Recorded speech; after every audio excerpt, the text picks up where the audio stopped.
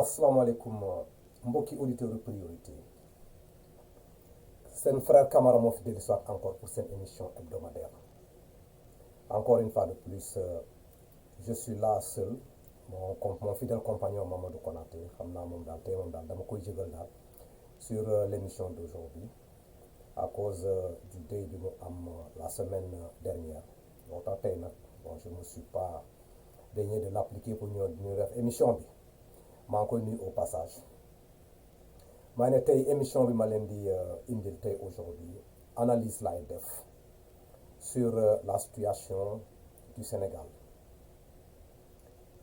Analyse bi balaa ma ciy dugg d'abord damay dellusiwaat encore sur le principe de départ buy régir ce plateau là moom mooy la priorité boo gisee may dellu ci priorité bi dafa mel ni au Sénégal dañoo bëgg a fàtte l'essentiel et que ñuy vouer à des choses yoo xam ne xaw ma distraction laa koy tuddee xaw ma lan laa koy tuddee.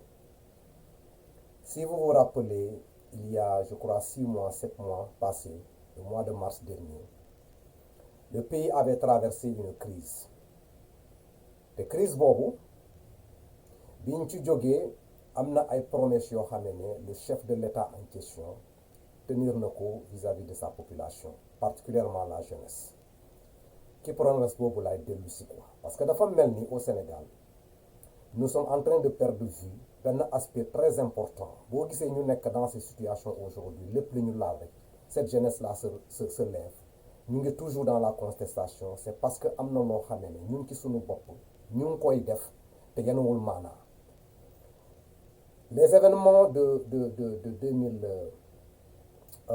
de mars dernier jàngat nañ ci du bëri te jàngat boobu nag bu ñu ko defee dafa di baaxul pour nan la tuddati la le pays même en question parce que si le peuple se lève contre son gouvernement mu jàmbaarloo ak moom gouvernement bi daal di faillir le peuple remporte parce que c'est une lutte totalement normale quand le peuple se lève contre n'importe quel gouvernement mënoo gagner le peuple gagne ñu am la chance tension bi abaissé mu am ay promesses ces promesses là yooyu laa bëgg a seet quoi exactement fan lañ toll ci promesse boobu le président de la République avait promis à cette jeunesse là de l'emploi mu daal di jóg mu daal di teg sur la table des moyens mais nag danaa débourser ay milliards teg ko ci table bi pour ñu mën a essayer de trouver une solution pour l'emploi des jeunes mais à partir de cette période jusqu'à présent li ma ci jaaxal xam naa 6 mois 7 mois mu ngi écoulé où se situe l'évaluation de cette promesse là quoi par rapport à l'emploi de la jeunesse est-ce que les Sénégalais là ñu ngi prêter attention au niveau du pouvoir qu'au niveau de l'opposition de cette promesse là boo xamee ne le chef de l'État def na ko pour la population pour cette jeunesse là man Camara je suis en train de suivre pour voir exactement des secteurs qui vont émerger ñu ne ma dans tel ou tel secteur là am na ay jéego yu xam parce que les jeunes sont en train de se retrouver liggéey baa nga au Sénégal ñu ngi koy gis mais jusqu'à présent peut-être que am na su fekkente am na j'aurais souhaité mu am ay nit yoo xam ne dañuy génn si pour ñëw éclairer ma pour ma dem def samay recherche ci côté boobu mais à ma grande surprise après ces promesses là le pays là dafa ñëw dugg ci yeneen détails yoo xam ne qu'on ne peut pas comprendre quoi. Au lieu de mettre l'accent et travailler sur ces promesses yoo xam ne dañ ko fii teg pour amener des solutions aux problèmes de mars dernier non ça c'est déjà mis sur comment dirais-je là dans les oubliés de la pensée léegi nag yeneen détails la ñuy indi pour essayer d'oublier ce facteur là te bu ñu defee attention loolu li ñu ignorer nii l'employabilité des jeunes là loolu moom moo nekk di ñu topp aujourd'hui jusqu'à présent cette jeunesse là est rebelle parce que tout simplement les promesses tenues n'ont pas été respectées. Le problème de la jeunesse là l'emploi des jeunes là c'est pas quelque chose boo xam ne dañ ko commencer à partir de maintenant tous les gouvernements qui ont passé ici ils ont commencé ils ont touché à ça. Abdoulaye Wade que naat lan la tuddati comment on l'appelle encore là Abdou Diouf bi mu toogee fii les fonds yu mu alloué woon à cette jeunesse là c'était 200 millions si je ne me trompe pas quoi chaque année là bu ñu teg là pour essayer de travailler dans le truc là quoi dans le domaine de l'employabilité des jeunes Abdoulaye bu mu ñëwee nag mu jël ci prendre ce truc là quoi cette somme là mu daal di ko multiplier mu yóbbu ñu ci ay milliards en créant l'ANEJ là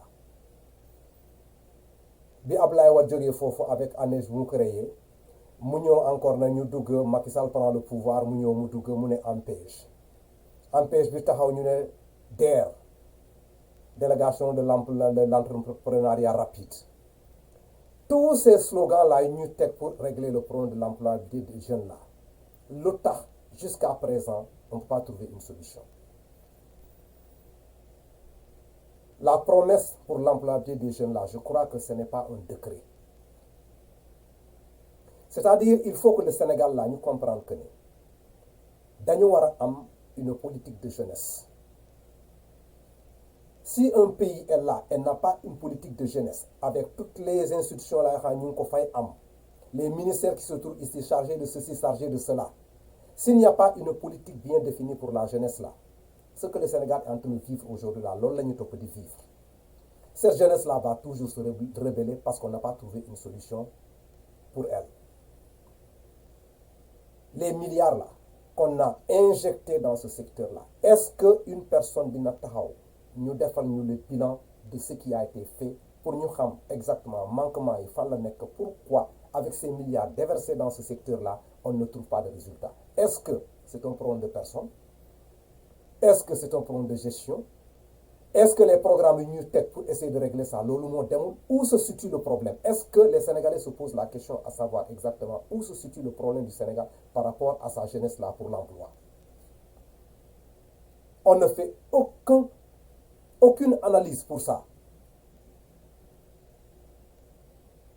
Lan lay niroon ces promesses là est-ce que ces promesses là sont considérées comme étant la recherche d'un électorat de jeunes ou bien électorat de femmes? Boo demee dans l'ANPEJ par exemple là qu'est-ce qu'on rencontre là-bas? Tu poses des questions à la jeunesse qui se trouve ici, on te dira que oui, les fonds là sont là. Mais ces fonds là ne sont pas destinés à tout le monde. Il faut qu'il y ait une appartenance politique. Il faut nga nekk dans la mouvance dans notre présidentielle par exemple là pour nga mën a prétendre à ces fonds là. Et loolu tout le monde le dit. Est-ce que réellement l'argent qu'on doit allouer à la jeunesse là pour régler ces problèmes là dinañ ko politiser? Voilà tant de questions que les Sénégalais se posent et on ne trouve pas de réponse. Et quand les gens se lèvent là pour essayer de mettre le doigt sur le problème, on trouve que cette personne là ou bien ces personnes là ce sont des personnes yoo xam ne ils sont comment dirais-je là envahis de mauvaises pensées, mauvaises critiques et tout ce qui s'ensuit. Fait que ces gens qui parlent comme ça là lenn rek la ñu bëgg jàmm la ñu soxla dans le pays parce que fi ñu nekk nii cette jeunesse là boo gisee nag actuellement ñu taxaw di rébeller wu dans la scène politique sénégalaise là c'est parce que tout simplement ils ont perdu espoir et ils n'ont plus confiance. Et la seule personne boo xam ne dafa taxaw fii mu jox leen espoir moom mooy ce jeune Ousmane Sonko. Et qu'est-ce que vous voulez? Actuellement le pouvoir est là qui a perdu son pouvoir sur le peuple, particulièrement sur cette jeunesse. L'État ne peut plus contrôler sa jeunesse. Est-ce que vous pensez que ça c'est normal? Quand on arrive à un moment où malgré les forces qu'on est en train de déployer cette jeunesse là s'elle se lève là li mu soxla loolu mooy am, on est dans quel pays? Est-ce qu'on ne peut pas réviser notre façon de voir de voir cette jeunesse-là? Est-ce qu'on ne peut pas réviser notre comportement par rapport à nos actions pour cette jeunesse-là? Ñu jéem a seet naka lañ leen di trouver une solution là pour apaiser tous ces trucs-là. État bu nekk un état normal là qui a la même mise sur sa jeunesse-là fi mu ko bëgg a yóbbu jeunesse bi topp ko foofu ñu liggéey. Est-ce que c'est pas possible? 365 jours sur 365 jours là, les Sénégalais sont là dans la scène politique, aussi bien dans l'opposition que dans le pouvoir là. Ku ci nekk mu ngi jéem a seet nan lay assurer ses bases. Est-ce que la politique là dafa war a nekk ci benn dimension boo xamee ne man danaa def tuufu si sampana bi fare du ma jóg parce que su ma jógee suba damay torox. Muy une autre question boo xamee ne war nañ seet exactement là quand on doit s'investir dans la politique là lan moo ñuy dugal ci politique. Est-ce que la politique, c'est un moyen d'emploi ou bien la politique là, c'est un engagement citoyen qui dit pour essayer de faire avancer une chose. Mais si la politique au Sénégal actuellement se résume à quoi? Travailler dur dans un parti ou bien dans une mouvance là. Quand le truc là, comment dire, l'éléphant a été terrassé, la viande est déjà là, on commence à se servir. Partager le gâteau entre les gens qui ont abattu ce truc là. Kooku nag bu fekkente loolu nekk ñu di ko dindi dans la scène politique là, Sénégal toujours dina nekk dans ces problèmes là. Parce que la seule chose boo xam ne moom moo war a yóbbu Sénégal, il faut ñu commencer di mettre l'accent sur la compétence, ñu jël des gens qu'il faut à la place qu'il faut. Mais un parti au pouvoir, un parti qui vient au pouvoir, lan lay njëkk calculer. Tous ces gens là qui se sont battus pour moi, il faut savoir comment les caser, qu'ils soient efficaces ou pas, dugal na rek nga jox la nga noppi. Et de ce surcroît, toutes les responsabilités ñu leen jox, il y a aucun dans le tout de la comment dirais-je là, un compte rendu boo xam ne da nga koy def par rapport à une gestion bu ñu la jox. Sénégal rek lañ koy gisee. DER empêche pour la jeunesse, les milliards sont déboursés et toujours on est dans ces situations-là. Qu'est-ce que ça signifie? Dafa mel ni maintenant il faut débourser des milliards et demander aux gens là, faites vos arrières, assurez votre base là, parce que souvent on ne sait pas ce qui va se passer. Est-ce que loolu lay niroon? Maintenant ces gens là qui sont restés là-bas là, ils ne vont pas donner un produit satisfaisant là, nga toog nga seetaan, tu ne poses même pas la question à une personne là, xaalis bi nga jox fan la dugg. Là c'est un problème. Ma déplorer may déplorer le fait de truc là quoi, la sortie de cette jeunesse là récemment là concernant le cas de Barthélémy Dias. La convocation à cette décision précise là. Peut-être on me dira que bon, le temps de la justice, c'est pas le temps normal quoi. Ils peuvent convoquer Barthélémy Dias à tout moment et à toute heure. C'est le droit le plus absolu. Mais pourquoi maintenant? Voilà la question que je vous pose quoi, à cette période bien précise là. Nga xamee ne dëkk bi fu mu nekk nii on est en période électorale. Te période électorale ku ko xam tension na nga ko éviter. Mais pourquoi convoquer Barthélémy Dias à cette période là? D'accord? On va convoquer Barthélémy Dias, on va voir comment la jeunesse va réagir. Parce que Yewwi Askan Wi def nañu seen discours comme quoi résistons et puis ils vont faire une mobilisation de la jeunesse là pour voir. On insiste pour voir la mobilisation des jeunes là nu muy demee. Ce qui s'est passé au Sénégal là, le 10 là passé, on pouvait l'éviter. Li ñu gis c'est pas digne. C'est pas digne de son nom pour un Sénégalais nga nekk à l'étranger par ngay gis ce qui se passe dans ton pays, c'est pas du tout normal. Les forces de l'ordre là sont en train de se faire comment dirais-je là, avec les mêmes Sénégalais, entre Sénégalais là, en train de se brutaliser, di sànnante ay gaz lacrymogène, oto yi di jaar ki ay nit. Tout ça là ci Sénégal lay xew. À cause de quoi? Parce que tout simplement on devrait prendre une personne pour aller le juger.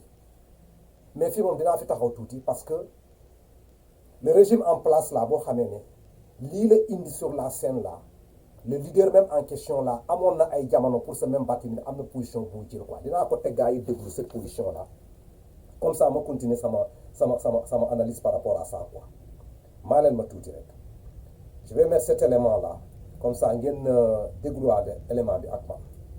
C'est une réaction de tristesse et d'indignation. Tristesse devant la mort du jeune Ndiaga Diouf qui a perdu la vie dans une opération commando dans laquelle on l'a entraîné face à l'agression contre Barthélémy Dias et contre son institution municipale. Mais l'affaire Barthélémy Dias, il faudrait le prendre dans le cadre global de l'enchaînement des événements depuis le 23 juin. Tout le monde a constaté que devant le refus citoyen de valider l'imposture de la loi constitutionnelle pour fixer le ticket et la suppression du second tour, le pouvoir avait décidé de passer à la vitesse supérieure et avait décidé de recourir à des mercenaires. Lorsque je l'ai dit, vous vous rappelez, tout le monde a crié sur moi, y compris même mes propres partisans, que ouais, au Sénégal, il ne peut pas y avoir de mercenaires. Mais le mercenaire, c'est quelqu'un que vous payez pour faire une sale besogne. Et il n'était pas exclu, il n'est toujours pas exclu d'ailleurs, qu'on ait fait recours à des étrangers. Mais aujourd'hui, il est clair qu'on a payé des gens pour verser du sang et pour instaurer un climat de terreur dans le pays. Et ça, c'est le fait du pouvoir. Le pouvoir nous a institué, le pouvoir PDS, à une violence institutionnelle, une violence verbale. Maintenant, la violence est devenue physique et mortelle. Rappelez-vous également de l'assassinat du jeune Malick Ba, suite à la tentative délibérée de découper la communauté rurale de Sangalkam et de la faire passer en délégation spéciale. Souvenez-vous de la violence institutionnelle contre moi-même à l'Assemblée nationale, où des mandats ont été donnés, mais par des abus de majorité, on met un terme à l'expression du suffrage que les citoyens ont donné. Alors, c'est tout cela qui a entraîné que ce jour du 22 ou du 23 décembre, l'on est assisté à une bande armée devant la police médusée et qui était là impuissante. Ils sont venus agresser. Donc les vrais responsables de cette affaire sont ceux-là qui ont commandité et financé cette opération. Tout le monde a vu à travers la télévision que même les médias ont pu avoir le temps de venir, de filmer en direct où étaient les forces de sécurité. Donc je pense que là, l'État a une responsabilité pleine et entière dans ce qui s'est passé devant la mairie de Sacré-Cœur-Mermoz, qui a entraîné donc la mort de Ndiaga Diouf. J'en profite pour présenter mes condoléances attristées à sa famille et vraiment souhaiter que Dieu l'accueille en son paradis. Mais j'en profite aussi pour exiger la libération de Barthélémy Diaz, puisque l'enquête piétine. On parle aujourd'hui d'une nouvelle enquête à réaliser par la gendarmerie. Si c'est le cas, il n'y a plus de raison de retenir le Barthélémy Diaz en prison. Attendons donc que la nouvelle enquête fasse le point et la lumière pour pouvoir mettre en examen ou inculper qui que ce soit. Donc je pense que pour la paix et la stabilité, le pouvoir a intérêt à non seulement libérer Barthélémy Diaz, mais à libérer également Malick Noël Seck, qui croupit en prison à Tambacounda, ce qui est tout à fait inacceptable pour avoir simplement écrit une lettre au Conseil constitutionnel. Voilà. Ma retenir la dernière phrase du président Macky Sall. Et je pense que pour l'intégrité et la paix dans un pays, il faut libérer Barthélémy Diaz. Les Sénégalais là, qu'est-ce qui a changé ici là?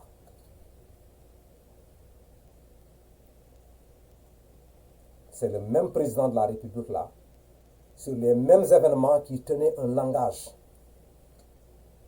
clair, digne de son nom, appréciable sur tous les plateaux de télévision.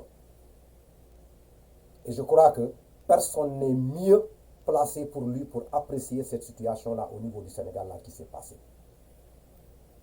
La position bu mu jëloon ci jamono boobu bu ko jëloon position bii tey lii duñ ci fa naroon fekk. Tout ce qui s'est passé récemment au niveau du Sénégal là, ça ne pouvait pas savoir, ça ne pouvait pas avoir lieu. Mais malheureusement dafa mel ni dañooy fàtte.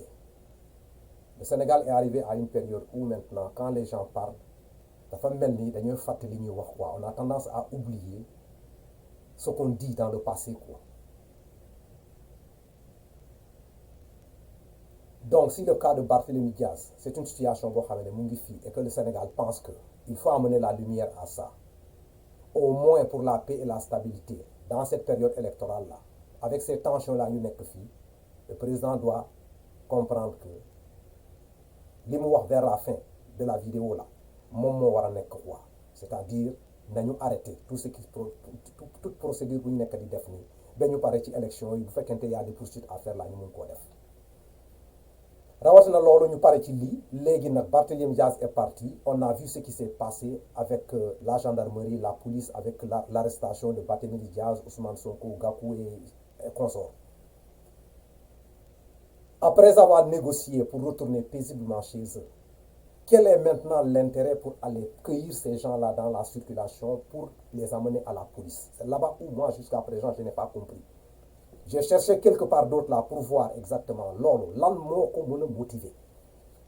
Ñoom bu ñu ñëwee ñu toog ci seen biir ñu décider comme quoi il faut libérer, il faut comment dirais-je la mettre le comment dirais-je la aller à la paix, rentrer chez vous. Ñooñu nekk di ñibbi, qu'est-ce qui fait que la police va retourner pour aller les cueillir? Est-ce que c'est un moyen pour essayer de voir, comme la population s'est déjà dispersée, c'est le moyen pour prendre ces gens-là, ñu yóbbu leen essayer comme ça ñu continuer li ñu bëgg a def, ou bien c'est un moyen pour essayer de voir la réaction de la population, est-ce qu'ils seront derrière ces gens-là jusqu'à bout pour le faire. Ana lu ko jar. Si on doit prendre ces gens-là, après à la fin là, on libère parce que les jeunes se sont mis dans la route là, commencé à brûler des trucs là, des pneus là, barrer la VDN là, et maintenant la tension commence à lever et ils reculent. Pourquoi commencer? Pourquoi ils doivent toujours se mettre dans une position où ils vont devenir faibles au point de donner raison à l'autre? Ils pouvaient éviter ça, nous conserver cette dignité et cette puissance pour la régulation de la paix au niveau du Sénégal. Mais vous voulez forcer, quand les jeunes se lèvent, ils commencent à brûler, à casser, vous renoncez. Mais pourquoi commencer? Réfléchissez sur des voies, des moyens et méthodes à trouver actuellement pour le Sénégal là, pour que cette justice-là, ces forces de l'ordre-là, nous sommes en collaboration avec leur population. S'il y a une chose qui va se passer ici là, que les gens comprennent que là, laissons la justice faire à son travail. Donc voilà tant de situations qui se trouvent ici. Bon, vraiment, ce n'est pas du tout encourageant. En tant que Sénégalais, ça fait mal au cœur de voir certaines choses là qui sont en train de se passer au pays. Et quand tu veux entrer dans les réseaux sociaux, tu écoutes là, tout le monde est en train de tirer de son côté. Où va-t-on avec le Sénégal dans ces situations-là? Mais une fois de plus, je vais demander aux gens là que tout ça, ce que moi je suis en train de voir comme ça, ce sont des perturbations pures et simples de s'éloigner de l'essentiel. S'éloigner de l'essentiel là, mom lañ gaay nek di def. Et l'essentiel c'est quoi? C'est de se lever et essayer de voir ce que le Sénégalais lambda là, lu mu nek di joytu dans son propre peuple là, la sécurité bu mu soxla nga dal di ko jox. Les jeunes sont là sans emploi. Toutes ces énergies-là, vous nous déployez là, dans les rues là, pour essayer de combattre les mêmes Sénégalais. Ces énergies-là, vous nous dépassez dans les plateaux politiques là, pour essayer de défendre une position ou bien d'autres positions là. Nous avons cette énergie de réflexion là, nous avons quelle solution nous avons indi par rapport à cette jeunesse-là. Avec tout cet argent-là, vous nous injectez dans ce secteur-là et que ça ne donne pas de résultat. Les gens qui ont le courage maintenant d'aller rester dans les plateaux là pour défendre soit l'opposition ou bien le pouvoir là. Est-ce que cette énergie-là ne peut pas être investie dans la réflexion pour trouver des solutions à cette jeunesse-là? Maintenant, la jeunesse est là, ayant un espoir sur une personne, pensant que tout ce qu'on fait à cette personne-là, c'est pour briser leur espoir. De l'autre côté, les gens sont en train de faire des calculs politiques là. La population est en train de penser que ce qui se passe là, c'est tout simplement des arrangements là pour essayer de rester plus longtemps dans le pouvoir. Cette analyse de la fin de New York en tant que Sénégalais. Gars, nous devons sur le xel. Nous savons exactement ce que nous sommes sans pour le cœur. Nous devons à l'essentiel. Nous savons il y avait des régimes qui étaient passés ici. Il y avait des oppositions qui avaient passé ici. Donc, tout ce qu'on voit comme ça là, dina nek histoire un jour. Du côté de l'opposition que du côté du pouvoir là, que les gens s'organisent là pour l'intérêt du peuple. Si on a de l'énergie à utiliser, nous faut utiliser à des fins utiles. Nous ne pouvons pas pousser le peuple qui fitna. Parce que fitna, faut nous arranger ou ken. Ça ne va pas, c'est pas bien pour le Sénégal. Donc, je vais pour le truc là, c'est ma contribution par rapport à la situation qui s'est passée au pays. C'est une situation que je déplore et je vais demander exactement à tout un chacun, on a des priorités qui nous attendent ici. Qu'on se concentre sur ces priorités-là, nous n'avons que d'essayer de faire là, ces calculs politiques-là qui font que le Sénégal est double ci wuta. On a gagné une fois de plus, je vous remercie pour cette attention, un petit plateau. On se donne rendez-vous la semaine prochaine. Merci beaucoup.